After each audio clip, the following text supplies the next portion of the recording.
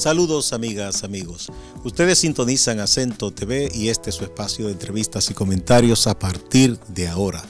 Recuerden ustedes que nos están sintonizando en el canal 38 de Claro TV, en los canales 39 y 439 de Altiz y en el canal 41 de Star Cable en Santiago de los Caballeros.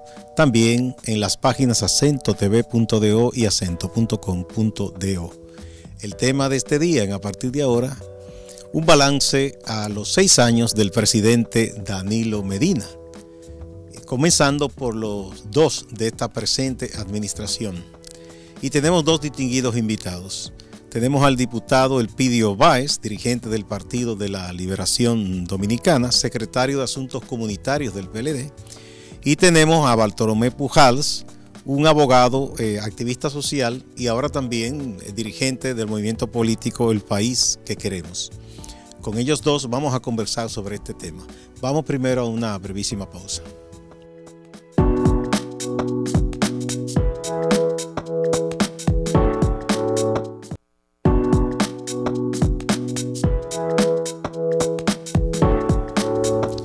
Muchas gracias por acompañarnos. Bienvenido Elpidio Báez, bienvenido Bartolomé Pujals. Bueno, el presidente Danilo Medina ya cumple este 16 de agosto 2 años de la presente gestión y 6 de la que comenzó en el año 2012. Vamos a ver qué balance hacemos. Vamos primero con Elpidio Báez, diputado y dirigente del PLD. Mira, englobando los 6 años, Danilo Medina ha tenido un balance altamente positivo por sus realizaciones. En el plano nacional, Danilo Medina ha hecho importantes inversiones en el sector educativo. Diríamos que la inversión en la educación es su búnker insignia de su gestión de 6 años, porque la educación está llamada a transformarlo todo, a mejorar la calidad de vida de los ciudadanos, a abrirle oportunidades en la escalera social, pero además mejora y transforma la sociedad. La inversión en educación, estamos hablando que se han construido más de 23.500 nuevas aulas durante su gestión. El otro sector que ha sido impactado también por el presidente Danilo Medina es el de la salud. En materia de salud, por ejemplo, ha intervenido 56 hospitales y al mismo tiempo está construyendo 50 centros de diagnóstico primarios y ya ha entregado 30 en todo el territorio nacional. Siguiendo con el área de la educación, tú tienes el tema del programa Quisqueya Aprende Contigo. Ya cerca de 50 municipios ya han sido oficialmente anunciados como que el analfabetismo ha sido eliminado en esos 50 municipios. Y es, digamos, una inversión muy sensible y muy importante. Pongamos un puntito ahí. Tú mencionaste, Elpidio, entonces el aspecto económico, de la educación, de la salud. De la salud. Básicamente. En lo económico, sí, es la economía que más ha crecido por encima del promedio de América Latina y con un bajo índice de inflación, y se está manejando el tema del déficit presupuestario. Está controlado y gradualmente se va reduciendo. Vamos a dejarlo hasta ahí para que entonces Bartolomé vaya respondiendo. Vamos a ver, ahí Elpidio presentó lo que entiende son los principales logros, los más visibles en estos 6 años. Ese fue a los 6. Sin embargo, cuando tú verificas los principales índices de desarrollo humano que tocan cuestiones como la educación, como la salud, uno ve, por ejemplo, los informes de PISA, los informes de competitividad, demuestran, por ejemplo, en el caso del informe de competitividad del Foro Económico Mundial, de que el principal obstáculo para en este país hacer negocios es la corrupción, donde en la República Dominicana estamos en los índices de nivel básico más bajo de toda la región, de todos los países evaluados. En los 6 años y sobre todo en los últimos 2 años del presidente Medina, es donde más escándalos de corrupción se ha dado, donde despertó y se desató el caso de corrupción de Odebrecht, que es sin lugar a dudas el caso donde cuantitativamente más dinero ha habido involucrado en temas de corrupción, en donde no solamente es un tema de soborno, sino que también toca temas de sobrevaluaciones, donde también toca el tema de financiamientos en términos de las campañas electorales en los múltiples niveles. Al final, cuando uno mira, por ejemplo, un informe que se realizó el año pasado sobre el tema de las... Siempre se ha vendido el tema de, bueno, de todas las aulas y todos los centros educativos que se han construido.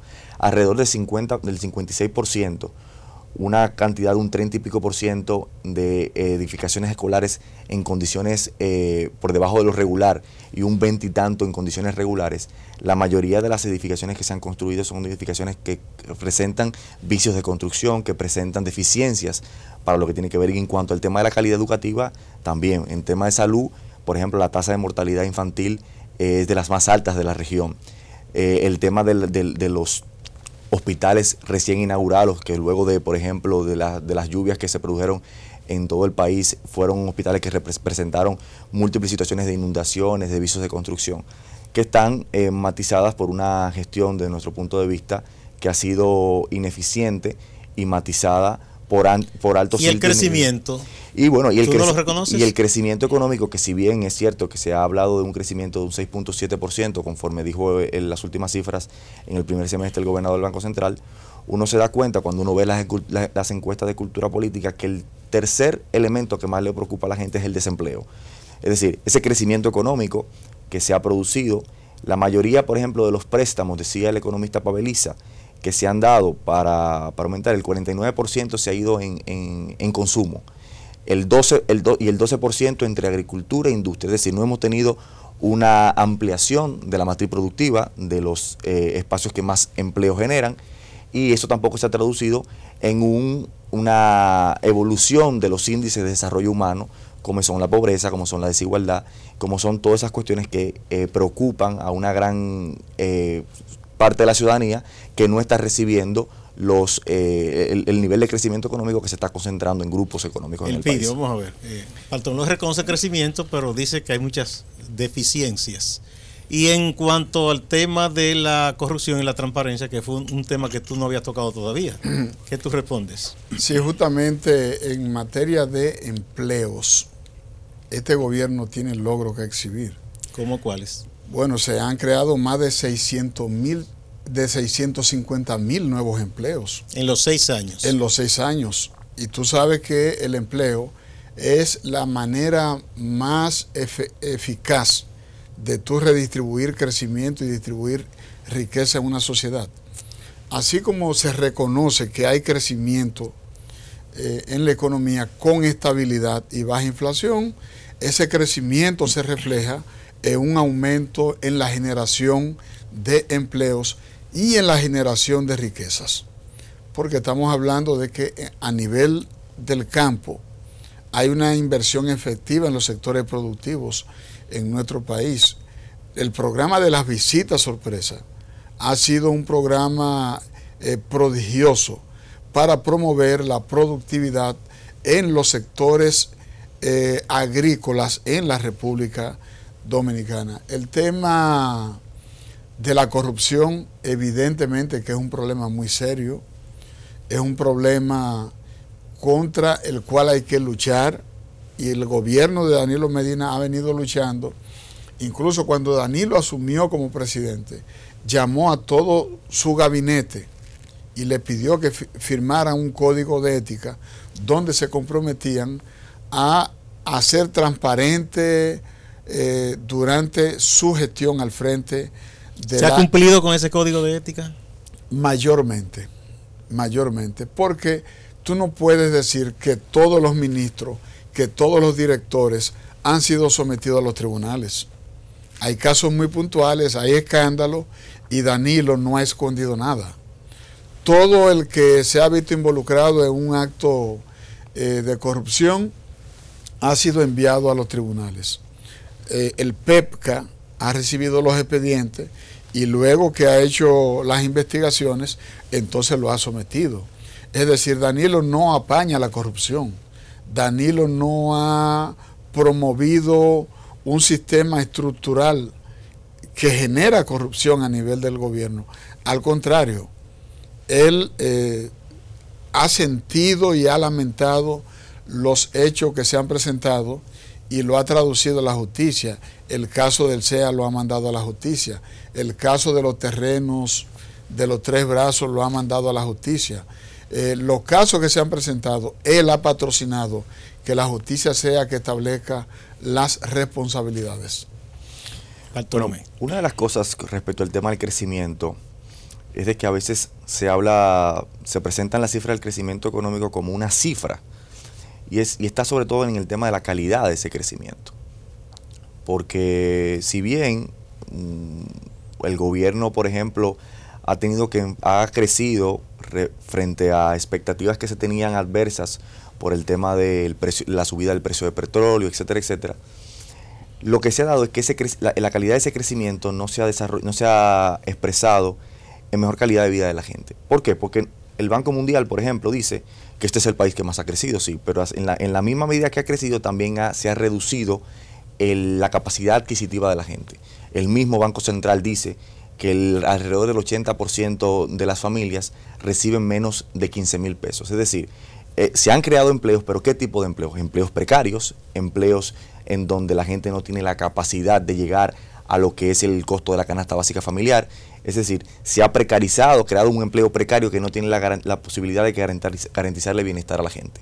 Y yo creo que ese es un elemento fundamental para determinar si este crecimiento es en gran medida un elemento que lo podamos asumir como desarrollo en los últimos 6 años. Y con relación al tema de la corrupción y la impunidad y de que el presidente Medina no apaña la corrupción, si algo se ha podido apreciar, por lo menos en los últimos 2 años, que es donde más casos de corrupción se han develado y que han tocado de cerca al presidente Medina, es que, por ejemplo, en el caso de la investigación del caso Odebrecht, que es el caso icónico de la lucha contra la corrupción y la impunidad, es un caso que ha estado matizado por una serie de una investigación parcial, una investigación que no cumple con las expectativas de cara a quienes deben estar involucrados. Uno ve, por ejemplo, lo que ocurrió con el caso de Punta Catalina, de que el caso de Punta Catalina es un caso que ha sido dejado fuera y que en las mismas investigaciones y fruto de las mismas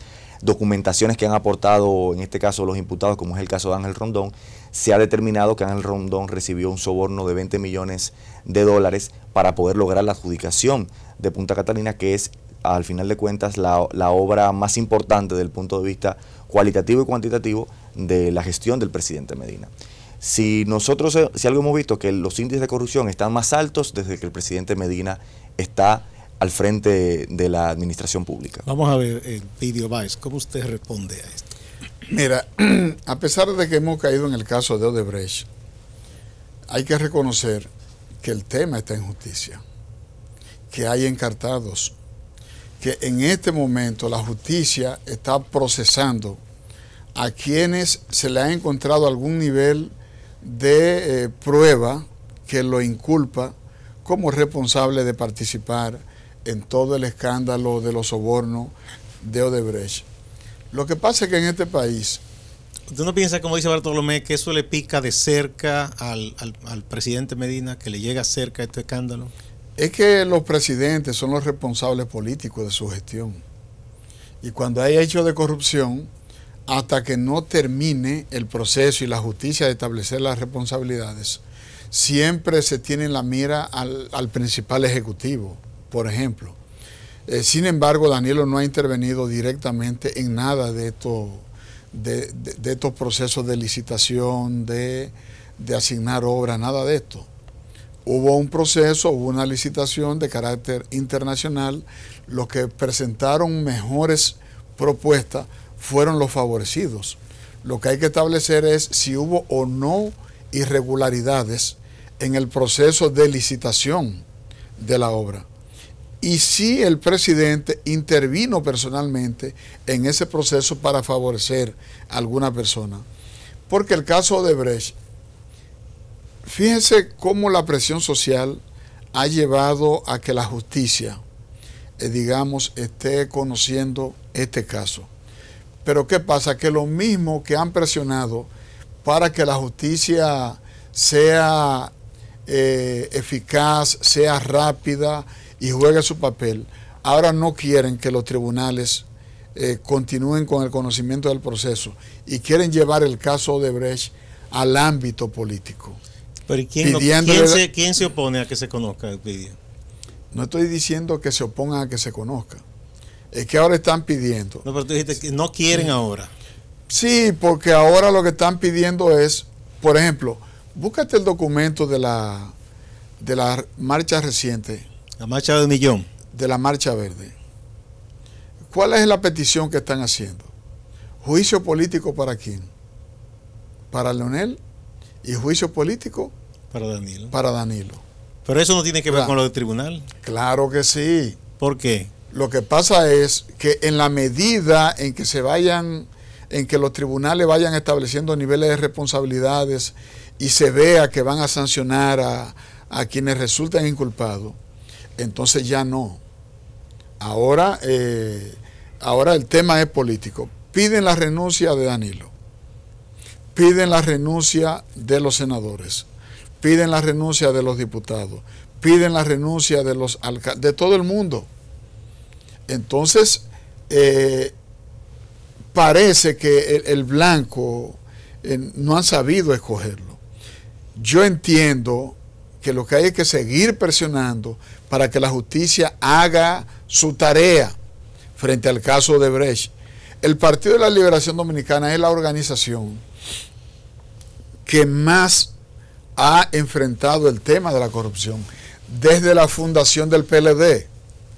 Juan Bosch dirigió los 2 álbumes de la corrupción que el PLD le hizo al gobierno del Partido Revolucionario Dominicano. Y Bosch siempre atacó la corrupción en los regímenes balagueristas. Y el PLD creció criticando ese flagelo, ese enriquecimiento ilícito. Es decir, el PLD tiene un compromiso con la transparencia, el PLD tiene un compromiso de continuar luchando en contra de la corrupción. Por eso, nosotros no criticamos el contenido de la demanda de la Marcha Verde, en el temperamento de que la gestión pública tiene que ser transparente y nadie puede ir a ocupar puestos públicos para enriquecerse. Lo que nosotros entendemos es que los responsables de cometer hechos que colidan con el interés público, que aquellos funcionarios que se han corrompido, esos son los que tienen que ir a los tribunales y los tribunales tienen que establecer las sanciones correspondientes. Lo que te señaló Bartolomé, de que, bueno, es verdad, se han creado empleos porque son empleos que no son bien pagados y no son empleos de calidad, para decirlo de alguna manera. Mira, yo te recuerdo, para también abonar a eso, sí, que el propio presidente Danilo Medina, reunido con los más importantes empresarios dominicanos en Palacio, fue a mediados del pasado gobierno, él planteaba el asunto y decía, de hecho yo no me imagino cómo alguien puede vivir con 10,000 pesos. Mucha gente en ese momento se alegró, dijo, caramba, parece que el presidente va a propiciar un entendimiento con los patronos y hará lo propio del Estado haciendo un aumento general de salario, que hace mucho se ha planteado, lo han planteado inclusive empresarios, pero no se ha hecho. ¿Qué pasó? Porque él está consciente de que la gente gana muy poco. Y si el Estado, que es el líder, propicia ese diálogo, ese entendimiento, se va a dar, porque eso ha ocurrido otras veces. ¿Por qué no se ha hecho? Mira, yo lo que entiendo es que hay que seguir trabajando en esa dirección. Es importante que haya crecimiento en el empleo, pero tiene que haber un crecimiento con empleo de calidad.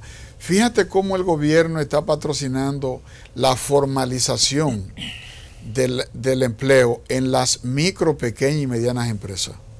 Porque resulta que la mayor cantidad de empleo ahora no le está generando la gran industria. Lo están generando los pequeños negocios, las micro, pequeñas y medianas empresas. Y fíjate cómo el gobierno le está dando apoyo a esas empresas. Son miles, 70,000 nuevas empresas se han formalizado y se han creado, y el gobierno le está dando apoyo a través de la banca solidaria. Hay una cantidad importante de recursos que el gobierno ha transferido para que ese sector ayude a la formalización de los empleos, pero hay que reconocer, lógicamente, primero que hay empleos, como lo ha reconocido Bartolomé. Ahora, la aspiración es que sean empleos formales y que sean empleos bien pagados. Sí, porque no solo los formales, el presidente dijo, porque él habló tanto en el Estado como en el sector privado, sí, que era que se pagaba muy poco. Y el propio gobernador de Banco Central, en más de una ocasión ha dicho, no se siente el crecimiento porque aquí se paga muy poco. Entonces, si está reconocido por la autoridad, incluso ha habido empresarios que lo han reconocido, ¿por qué no se propicia la condición para que la gente gane? Ese tiene que ser el próximo paso, que los empleos sean atractivos, que sean bien pagados y que contribuyan a transferirle riqueza a la población. Bartolomé, el PIDIO ha dicho que el PLD incluso ha sido el partido que más ha enfrentado a la corrupción. Recordó los álbumes de la corrupción de Don Juan. Don Juan, incluso, yo abono a eso, durante el gobierno de Balaguer de los 12 años, sometió a la justicia a más de un funcionario, incluyendo a don Fernando Álvarez Bogar, que entonces dirigía el CEA. Lo acusó de un desfalco de $9 millones. La justicia de aquella época, cuando Balaguer ponía a un juez con una pistola que la ponía ahí y era un guardia vestido de juez, obviamente que lo descargó. A ese y mucho más. ¿Qué tú respondes a eso? Bueno, yo no sé si quizás porque el PIDIO es secretario de Asuntos Comunitarios, quizás habla por la base del PLD. Y habla de que la base del PLD tiene un compromiso con aquel PLD de Bosch, aquel PLD que hizo los álbumes de corrupción, pero que hoy los protagoniza. Porque lo cierto es que, en el caso particular de los miembros del comité político, ninguno de los que están ahí sentados tienen forma de demostrar el abultamiento exorbitante de sus patrimonios personales. Yo puedo creer que sí, que quizá gran parte de la base del PLD, quizá en nombre de quien el PIDIO habla, porque el PIDIO es un tipo que yo sé que trabaja con la base del PLD, pueda entender eso, pero no las cúpulas que hoy controlan, porque primero ahí están los índices. La corrupción nunca había llegado a los puntos en que había llegado como el día de hoy. En los últimos 20 años se registran más de 200 casos de corrupción que ninguno tiene una condena en los últimos 20 años. Y los que han recibido condena han recibido indultos precisamente del PLD. Porque aquellos casos en que hubo condena, por ejemplo, en el gobierno de Hipólito, luego recibieron indultos en los gobiernos del PLD encabezado por Danilo Medina. Se habla, por ejemplo, de que este asunto se ha querido llevarlo por... O Leonel fue que los indultó. Sí, Leonel. No había llegado todavía. En este caso, lo que ha ocurrido, se dice, bueno, que se quiere llevar esto al ámbito político. El tema es que el caso de Odebrecht es un caso fundamentalmente político y que se ha prohijado en lo político. Porque el caso de Odebrecht, que es un caso de corrupción, la corrupción en el único espacio donde se da en el marco de lo político.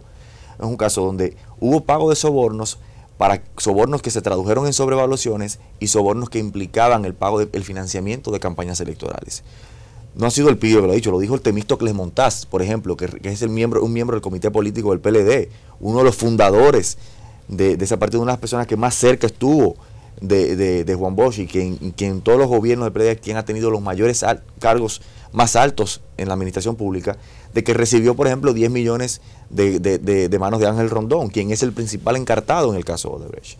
Cuando el PRM, por ejemplo, solicitó en 7 ocasiones, si la memoria no me falla, ante la Cámara de Diputados, la investigación por los contratos que la Contraloría emitió sobre el tema de los pagos que se hicieron a Joao Santana, el PLD, quien dice el PIDIO que tiene compromiso con la transparencia, se opuso a ello y no ha permitido que se realicen esas investigaciones.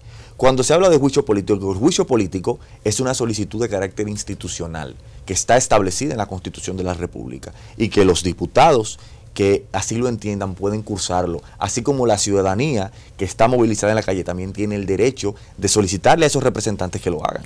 Con la anuencia de ustedes, vamos a una primera pausa. Cuando volvamos, le toca el turno al PIDIO Báez.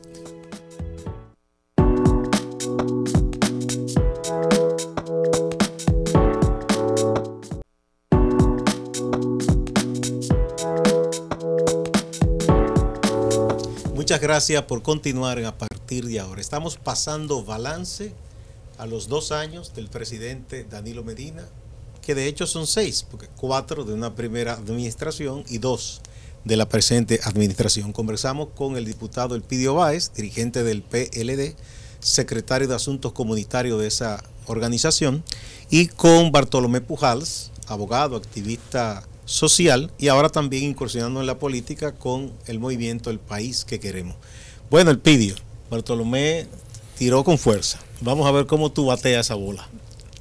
Mira, fíjate que la mayor parte del programa ha transcurrido con el tema de corrupción. A pesar de que comenzamos evaluando la gestión de 6 años de Danilo Medina y apenas enumeramos 3 logros: en lo económico, en la salud y en la educación. Pero no hemos hablado del crecimiento del turismo. Pero eso en lo económico. Que cada año, sí, pero lo que pasa es que el turismo... Tú quieres destacarlo aparte. Correcto, destacar el tema del turismo. Quiero destacar el crecimiento de la entrega que ha hecho el gobierno a nivel de infraestructura, a nivel del metro. La segunda línea B del metro, la entrega del teleférico en la zona... Los leonelistas dicen que esa obra es de ellos, que ustedes... Mira... Que los danilistas ahora dicen que el metro... Pero son logros del PLD. Ah, bueno. Son logros del PLD. Porque aquí tienen sus celos. Sí, pero sin embargo, Danilo, cuando estaba cortando la cinta para entregar la línea 2B... Dijo que era una obra que estaba bien. Dijo que era una obra de Leonel Fernández. Y que había que continuarla. Y que había que continuarla. Pero además de agregarle esa línea del metro, te hizo el teleférico para unirte a una parte importante de la zona este de la ciudad y dejó iniciados los trabajos para continuar en la zona oeste. Estamos hablando de unir los Alcarrizos al kilómetro 9. De esta forma se impacta de manera positiva en los ingresos de los ciudadanos que utilizan el metro como medio de transporte público. Pero el gobierno también ha hecho importantes inversiones en las guarderías infantiles, ¿verdad? Estamos hablando de que el gobierno tiene diseñado que en cada municipio y en cada provincia haya este tipo de centro para atender los niños de las madres que van a trabajar. Pero el gobierno puede exhibir logro con la farmacia del pueblo. En cada municipio hay una farmacia del pueblo, que es una farmacia para hacerle llegar medicamentos esenciales a bajo precio a los ciudadanos. El gobierno ha logrado dotar de seguro de salud SENASA, que es una política social fenomenal, al 75% de la población pobre.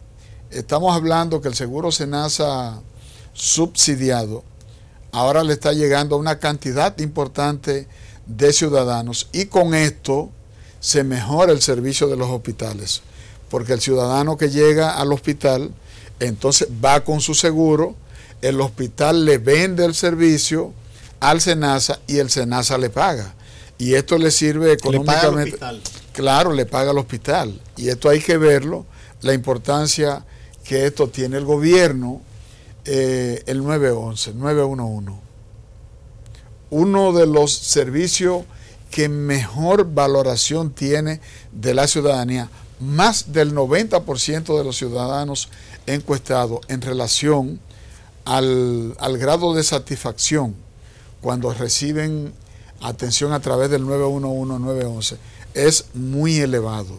Entonces hay que resaltar que en la gestión de Danilo Medina, el 911 se construyó, se puso en servicio y se está expandiendo. El último municipio donde llegó fue Baní, ¿verdad? La provincia Peravia, ya está en San Cristóbal, ya está en Santiago, Puerto Plata, ahora viene para la provincia de Higüey, la provincia de Altagracia, y el programa es llegar a todo el país. Los ciudadanos están recibiendo un servicio importante y a través del 911 entonces se fortalecen los bomberos, se fortalece la policía porque les llega recursos para que ellos puedan dar una atención eficiente. El gobierno no tiene muchos logros que exhibir en estos 6 años. Tú puedes, por ejemplo, con los programas de atención a la ciudadanía a través de Solidaridad, le llegan los alimentos, le llega bono luz, le llega bono gas, y el gobierno... ¿Cuántas personas ya? ¿1 millón? ¿Cuántas? Pasa del 1.000.000 y se van a incorporar a más personas, porque es una manera de aliviar un poco el tema de la pobreza, el tema de la miseria. Cuando el gobierno llegó, el nivel de pobreza andaba por el orden de un 39. Pero no hay una contradicción, Elpidio, en el hecho de que si un Estado decide la transferencia, como dicen los economistas, condicionada de recursos a un segmento de la población, porque correcto, está viviendo en la pobreza, si el gobierno dice que ha sacado de la pobreza más de 1 millón, ¿por qué sigue incrementándose el número de los que reciben subsidios?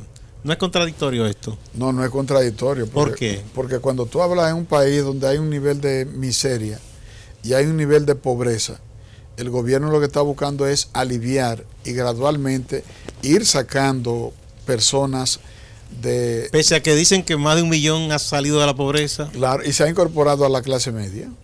Y como quiera hay más de 1 millón recibiendo subsidios. Bueno, es que la pobreza se reproduce. Entonces, más rápido que la riqueza. Danilo encontró un país que estaba muy mal entonces. Bueno, es que el nivel de pobreza andaba en el orden del 39% y en este momento debe estar entre un 20, un 25. Bartolomé, Elpidio señaló hechos muy concretos y valorados por la población.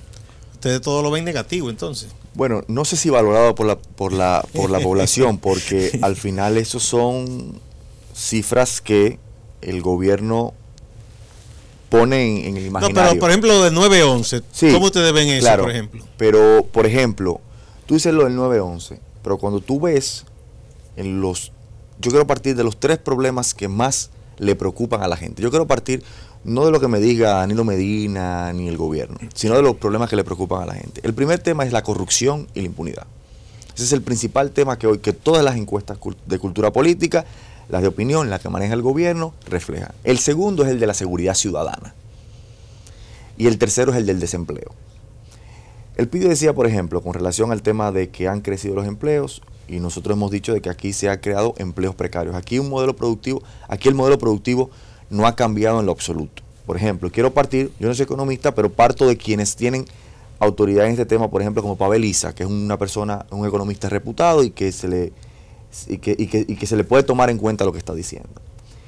La mayor parte del crecimiento económico que se ha registrado es un crecimiento económico que depende de los niveles de endeudamiento que el gobierno ha generado, de los bonos que ha colocado en el mercado internacional, bonos que en su gran mayoría han sido para financiar el presupuesto, para pagar deuda. Para gasto corriente. Para gasto corriente. Es decir, no ha sido un endeudamiento que se traduzca en el cambio de la matriz productiva. Por ejemplo, se habla del tema de las visitas sorpresas como la panacea, cuando lo que se ha visto que es un programa que atenta contra la institucionalidad porque desarticula al Ministerio de Agricultura, quien debería, y a través del Banco Agrícola... ¿No ha impactado en el incremento de la producción, claro, la visita sorpresa? No ha habido una transformación del sistema productivo en cuanto al impacto de las visitas sorpresa. Con el tema del 9-11, el 9-11 la gente lo ha valorado, yo mismo he utilizado el 9-11 y puedo decir que es una cuestión que funciona. Ahora, hay algo que ha dicho, hay algo que ha dicho Elpidio, que es fundamental, que son el espíritu de las políticas del PLD, que es aliviar algunas cosas. Sí. Porque el tema de la seguridad ciudadana ha sido uno de los grandes fracasos de este gobierno. Hace menos de un mes, el gobierno tuvo que por 6ª vez volver a tirar a las calles los operativos mixtos, que luego de varias investigaciones que se hicieron, lo único que se utiliza es para tratar de generar una percepción, en donde los índices de criminalidad siguen aumentando, donde no es una percepción de la ciudadanía, donde la ciudadanía se siente sin lugar a dudas insegura en la calle. Y eso por más que el 911 funcione, de que alguien te va a contestar el teléfono y de que algo va a llegar, si tú no atiendes las causas, que son la desigualdad, la falta de oportunidades, y de repensar fundamentalmente la forma de cómo vamos a enfrentar. Aunque el 911 no es solo un asunto para la seguridad, es claro, la gente se siente enfermo, claro, llama. Y funciona, pero es uno de los aspectos en donde, por ejemplo, el gobierno también trata de vincular y de generar un contradiscurso para el fracaso que ha tenido con el tema de la seguridad ciudadana. Por ejemplo, el gobierno designa a Monchi Fadul, quien fracasó cuando fue ministro de Interior y Policía en el tema de la seguridad ciudadana, y luego vuelve a poner una persona que no ha tenido la capacidad de generar una política pública que reoriente el curso del tema de la seguridad ciudadana. Uno ve, por ejemplo, el tema de un modelo económico que, como hemos dicho, todos los economistas, organismos internacionales llaman la atención por los niveles de endeudamiento descontrolados que está teniendo este gobierno, y que evidencia una situación que a mediano plazo no es sostenible. Es decir, aquí no ha habido un cambio estructural en el sistema productivo. Los sistemas de zonas francas que siguen generando empleos precarios siguen siendo fomentados. No hay un apoyo a la industria. Las mismas grandes exenciones impositivas que se dan a los grandes sectores industriales de la oligarquía de este país se le siguen dando. Es decir, en términos fundamentales no ha habido un cambio. Y cuando tú ves por qué a la gente le sigue preocupando lo mismo, la corrupción, la seguridad ciudadana y el desempleo, que al final de cuentas, pues, como dijo Elpidio, si tú creces económicamente y tú no creas paralelamente un sistema de repartición de empleos que pueda generar bienestar a la gente, entonces tú no distribuyes, sino lo que tú haces es concentras riqueza. Elpidio, Bartolomé tocó un tema que yo sé que para ti es un tema sensible, porque tú has trabajado en eso en la comisión de la Cámara de Diputados. Así es. Que es el de la seguridad. Fuiste de los redactores y auspiciadores de la nueva ley de la policía, y ha trabajado el tema. ¿Qué tú respondes de que la inseguridad sigue igual y que los operativos que se envían a la calle han sido un fracaso? Mira, eso es evidente.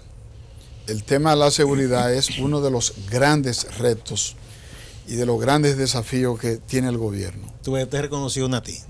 Sí, hay que admitir que el gobierno ha impulsado acciones, y también lo hemos hecho desde el Congreso. Hemos trabajado con la ley de armas, hemos trabajado con la ley que creó el Ministerio de Defensa, hemos trabajado con la ley de policía, estamos trabajando con la ley de seguridad privada, estamos trabajando con la ley que crea el sistema de inteligencia en la República Dominicana. El gobierno ha tomado acciones, incluso a través del 911, todo el tema de persecución y de investigación cuando ocurre un delito ha mejorado de manera sustancial. Pero, tal y como Bartolomé lo ha señalado, y el propio presidente de la República, el problema de la desigualdad fomenta, digamos, y pone en riesgo a sectores importantes como es la juventud que ni estudia ni trabaja. Esos jóvenes sirven de caldo de cultivo para convertirse en potenciales delincuentes, y ese es un problema real y no es un problema pequeño, el problema de cómo manejar el tema de la seguridad. Ahora bien, el presidente de la República, ante situaciones de incremento desproporcionado de la criminalidad, tiene que tomar acciones, y para eso lo eligieron presidente.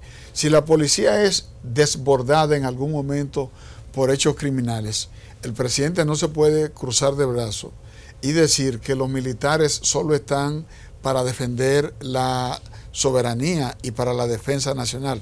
No, el presidente, si tiene que lanzar los militares a la calle de manera planificada para controlar cualquier desbordamiento, tiene que hacerlo, porque se hace en Estados Unidos, sí, se hace en Venezuela. Entonces, sabe que hay una guardia nacional especializada para eso. No es el Army que mandan a la calle. Así. Correcto. Lo que pasa es que además de la policía, si la policía ha sido desbordada como responsable de la seguridad interior, entonces viene una fuerza mayor. Fíjate que en Francia en Francia tiene un nombre, los gendarmes. También hay un tipo de policía especializada que tiene mayor entrenamiento que la policía normal, ¿verdad? Y que están mejor entrenados, mejor equipados para intervenir en situaciones. En el caso de México, hasta la Marina interviene en controlar zonas para evitar una ausencia del Estado y un incremento en la criminalidad. De modo que cuando el presidente, y lo han hecho todos los presidentes, yo recuerdo cuando el doctor Balaguer, aquí habían patrullas mixtas. Pero de Balaguer era para palo, a mí mismo agarrar por la greña. Mira, pero el tema de la criminalidad es un problema serio. Y la vergüenza que nos genera todo el tema de los feminicidios, por ejemplo. El tema del incremento del tráfico de drogas. Resulta que la mayoría de las personas que guardan prisión hoy están asociados a delitos que genera el narcotráfico, el microtráfico y el consumo de drogas. La mayoría de los que guardan prisión están relacionados con ese tipo de delitos. Yo quiero llamar la atención a un aspecto que no hemos tocado de la gestión de Danilo Medina, que hay que resaltarla como un logro. ¿Cuál? El establecimiento de relaciones diplomáticas con China. Bueno, y vamos para allá, a la política exterior. No, pero vamos a comenzar a abordarlo ahí mismo para que Bartolomé después responda. En la política exterior, relaciones con China. Claro. Yo creo que mucha gente, la mayoría aplaudió la decisión más luminosa. Sí. Porque resulta que al establecer relaciones con China continental, se rompen las relaciones con Taiwán. Pero los beneficios para la República Dominicana son evidentes porque China continental representa una oportunidad incluso para tú cambiar el modelo económico. ¿Por qué? Porque una de las áreas que hay que explorar para darle un giro al modelo económico dominicano es aumentar las exportaciones. Y si tú tienes un mercado al que tú puedes exportar cualquier tipo de producto y tiene mercado, entonces tú lo que tienes que hacer es apoyar a nivel interno los sectores productivos.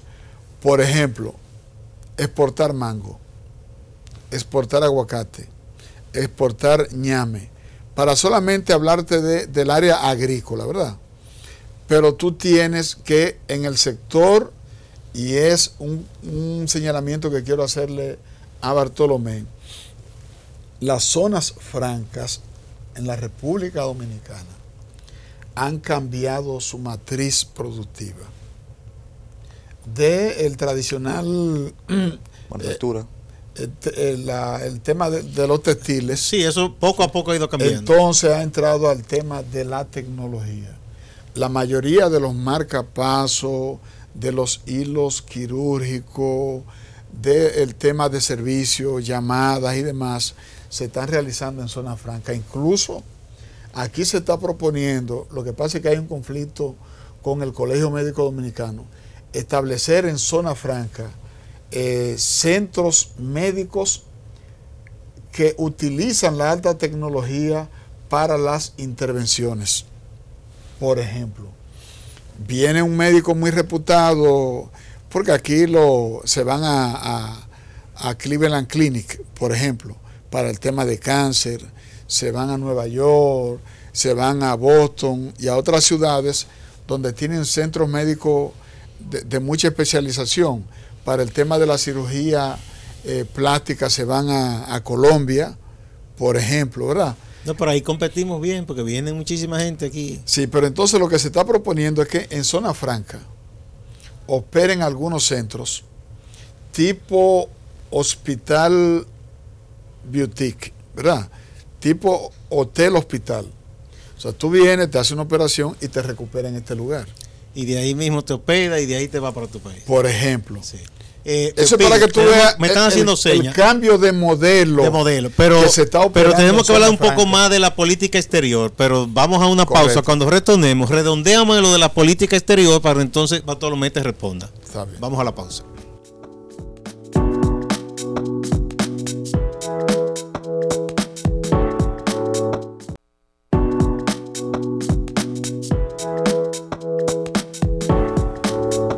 Muchas gracias por continuar en A Partir de Ahora. Estamos pasando balance al gobierno del presidente Medina, que se puede ver de dos maneras: o los 2 años de esta presente gestión, o los 6, si se suman los 4 de la primera gestión. Conversamos con Elpidio Báez, diputado y dirigente del PLD, y con Bartolomé Pujals, abogado, activista social, y también uno de los portavoces del movimiento El País que Queremos, un movimiento joven político.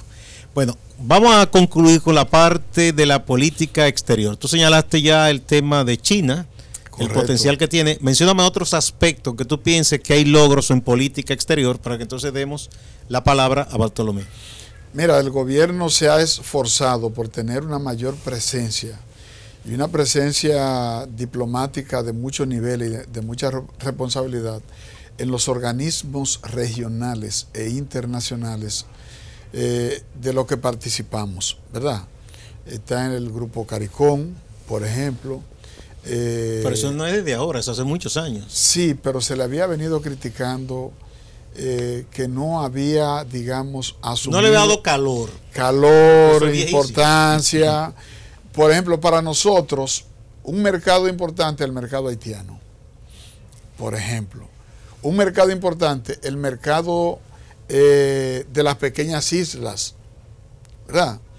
Es ponerle atención a esto. Tú tienes, por ejemplo, el puerto de Manzanillo. Allí tú puedes producir guineo orgánico y puedes desarrollar una eso capacidad. Precisamente es un reclamo de los empresarios del Cibao, que eso se ha abandonado. Claro, bueno, nombraron otro administrador recientemente. Pero es que, Pidio, tú no has visto cómo está eso, hace mucho que tú no vas.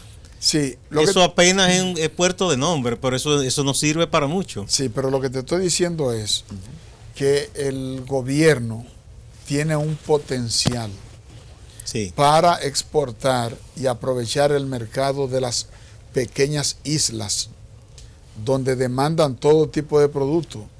Entonces, a mí me parece que en la política exterior hay logros. Hay logros. El mayor de ellos es el establecimiento de las relaciones. ¿Qué tú piensas del cambio de rumbo que dio el gobierno respecto al gobierno de Venezuela? Que eso era un tema polémico, porque si bien mucha gente decía que el gobierno dominicano no podía seguir con la posición de que apostando a un diálogo que evidentemente las dos partes parece que no querían, y por otro lado es un gobierno que históricamente, no solo con el chavismo, sino antes, desde que Duarte, nuestro padre fundador, estuvo allá en Venezuela, han sido un pueblo y un gobierno muy solidarios con los dominicanos, y ha cambiado de punto de vista. No, lo que ha cambiado es cómo el gobierno de la República Dominicana quiere que el gobierno venezolano se apegue a los valores democráticos, que son cosas diferentes. ¿De acuerdo? Bueno, pero cambió su posición, sí, porque se había insistido en el diálogo. Mira, es que hay decisiones que se han tomado, uno porque no se quiere meter en la política de otro país. A mí no me gusta meterme, lo mismo que República Dominicana como Estado, meterse en lo que es la política interna de cada país. Pero evidentemente que la situación de Venezuela ha meritado un cambio. Amerita un cambio, incluso un cambio de criterio. Por ejemplo, tú no puedes estar de acuerdo con que se desconozca lo que es la autoridad del Parlamento venezolano, que le han creado un poder constituyente paralelo. Entonces tú no puedes aplaudir que ellos tomen esa decisión cuando en tu país tú promueves el fortalecimiento de los órganos constituyentes, que eso es fundamental, como es el Congreso, por ejemplo. Para solo ponerte un ejemplo. Otra cosa, nosotros siempre servimos para animar la conversación, el entendimiento entre los sectores nacionales en Venezuela. Sin embargo, mira a dónde hemos llegado.